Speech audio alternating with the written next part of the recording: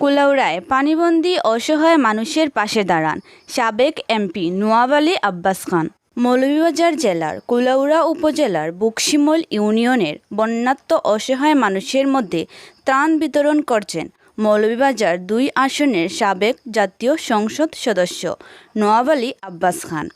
৩০ June বৃহস্পতিবার সকাল থেকে কুলাউড়ার বন্যা কবলিত বুকশিমল ইউনিয়নের ৬টি ওয়ার্ডে শশারকান্দি, বাদে বুকশিমল, চিলাকান্দি, বদরল, বুকশিমল সহ বিভিন্ন এলাকায় তিনি ত্রাণ বিতরণ করেন।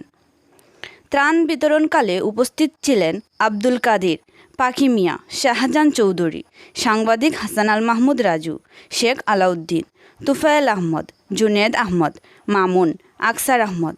ত্রাণ বিতরণ করে সাবেক এমপি নওয়াব আলী আব্বাস খান বলেন, বিসমিল্লাহির রহমানির রহিম।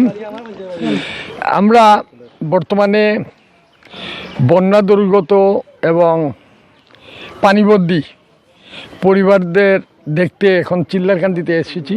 এর আগেও আমরা আজকে আপনার কানেয়াতের বিভিন্ন বাড়িতে আমরা গিয়েছি।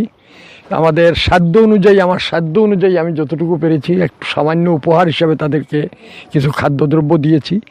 বুকশিমল গ্রামে ছিলাম, এখন কানেয়াতে আছি। তো আমি আহ্বান রাখবো সকল বিবেকবান মানুষের কাছে, যারাই আর্থিকভাবে কিছু সচ্ছল আছেন।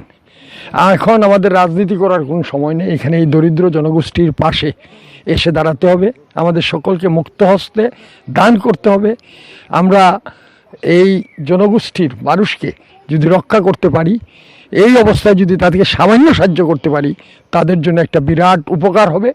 এবং সরকারের কাছে আবেদন জানাবো, দাবি জানাবো যে এই অঞ্চলে যে বন্যায় যে একটা চিরস্থায়ী রূপ ধারণ করেছে, এটা একটা জলবদ্ধতার সৃষ্টি হয়েছে।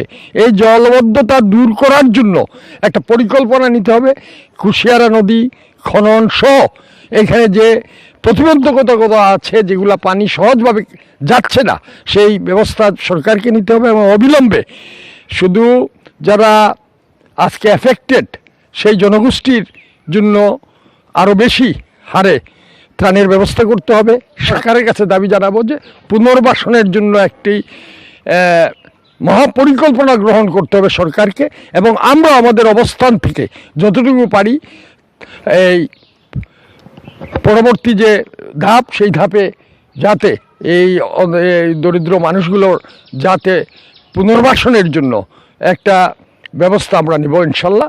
আমি সকলের প্রতি আহ্বান রাখবো যে আসুন মুক্ত হস্তে এই অঞ্চলের মানুষের সাহায্যে এগিয়ে আসুন।